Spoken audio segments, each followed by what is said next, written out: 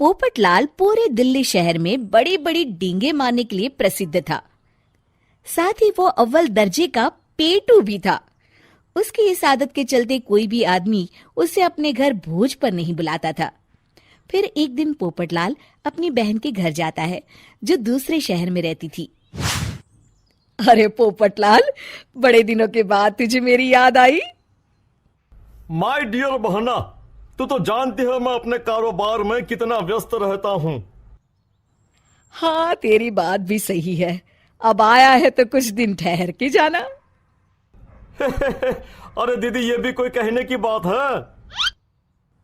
श्यामा देवी पोपटलाल को रहने के लिए एक कमरा दे देती है। अगली सुबह पोपटलाल जोर जोर से गरारे करना शुरू कर देता है। नकुल की पत्नी नींद से जाग जाती है और घबराकर अपने पति नकुल को जगाती है। अरे उठिए, लगता है हमारे घर में कोई जानवर घुस आया है। कैसी अजीब अजीब आवाजें निकाल रहा है, मुझे तो बड़ा डर लग रहा है। अरे कोई जानवर नहीं है भाग्यवान, पोपटलाल मामा जी हैं, अपना गला साफ कर रहे हैं। इतनी सुबह सुबह? अभी तो सिर्फ 4 बजे हैं। मामा जी इसी तरह से जल्दी उठ जाते हैं। अच्छा, ठीक है। नकुल की पत्नी जैसे ही सोने लगती है और जल्दी नाश्ता भी करते हैं। क्या मतलब? मुझे अभी उठ के उनके लिए चाय नाश्ता बनाना पड़ेगा? हाँ। अरे मर गई रे, अब मेरा क्या होगा? फिर थोड़ी देर के बाद नकुल की पत्नी मामा जी के लिए चाय नाश्ता बनाने में जुट जाती है। अरे भाई वाह, बड़ी अच्छी खुशबू आ रही है। बहू, जो भी बना रही हो फटाफट ले आओ, जोरों की भूख लगी है। हाँ मामा जी, अभी लाती हूँ। देखते ही देखते पोपटलाल सारा नाश्ता चट कर जाता है। बहू, कल से पराठे में देसी घी ज्यादा डालना, आज कुछ मजा नहीं आया। हे भगवान, इसका नाम तो पेटू लाल होना चाहिए था। पूरे 10 लोगों का नाश्ता अकेले हजम करने के बाद भी इन्हें मजा नहीं आया।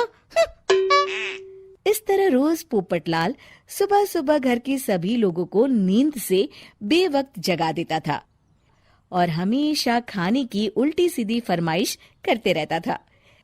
देखते ही देखते गुप्ता परिवार की दिनचर्या अस्त व्यस्त हो जाती है। अरे भाई, खाने का असली मजा तो इस घर में है। अरे माँ, ये पोपटलाल मामा यहाँ और कितने दिन रुकेंगे? ये अकेले इतना खाना खा जाते हैं कि आज राशन वाला मुझसे पूछ रहा था कि अरे भाई, क्या आप लोगों ने घर में हाथी पाल लिया है?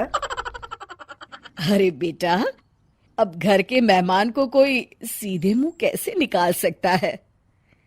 माँ जी, अब बर्दाश्त की इंतहा हो गई है। मैं अकेले इतना काम नहीं कर सकती। आखिर मैं भी इंसान हूँ। मैं कल ही अपने मायके चली जाऊंगी। अरे भाग्यवान, हम सबको मुसीबत में अकेला छोड़कर तुम कहाँ जा रही हो? जरा सब्र करो, मैं कुछ सोचता हूँ। अगले दिन एक डॉक्टर साहब उस घर में आते हैं। अरे नकुल बेटा, ये डॉक्टर यहाँ क्यों आया है? अरे मामा जी, माँ की तबीयत बहुत खराब है। तबीयत तो खराब होगी ही, तुम लोग उल्टा सीधा खाना जो खाते रहते हो। देखो नकुल, मैं तुम्हारा फैमिली डॉक्टर हूं, इसलिए आज से मैं जो कहूंगा तुम सबको वही खाना रोज खाना पड़ेगा। आजकल कितनी बीमारियां फैल रही हैं, पता भी है तुम्हें? आज से तुम सब सिर्फ सलाद और करेले का जूस पियोगे, समझे? डॉक्टर अंकल, आप ठीक कहते हैं। पोपटलाल घबरा के, अरे क्या खाक ठीक है भांजे? ये डॉक्टर सीधे सीधे हमें घास फूस खाने के लिए कह रहा है। अरे मैं कहता हूँ भगा इस डॉक्टर के बच्चे को यहाँ से। अरे मामा जी, डॉक्टर साहब ठीक ही तो कह रहे हैं। इसी बहाने आपका इतना बड़ा पेट जो बाहर निकला हुआ है वो अंदर हो जाएगा। इस तरह गुप्ता परिवार रोज खाने में सिर्फ सलाद खाना शुरू कर देता है। बेचारे पोपटलाल का बुरा हाल हो जाता है। ये लीजिए मामा जी, ताजा ताजा करेले का जूस। अरे नहीं नहीं बहू, मैं मरने से पहले मरना नहीं चाहता। मुझे तुम लोग माफ करो। यह भेड़ बकरी वाली जिंदगी तुम लोगों को मुबारक हो। मैं तो चला यहां से। पोपटलाल अगले दिन ही घर छोड़कर चला जाता है। क्यों बेटा नकुल, मेरी अदाकारी कैसी थी? मजा आ गया डॉक्टर। आपने तो बॉलीवुड के कलाकारों को भी मात कर दिया।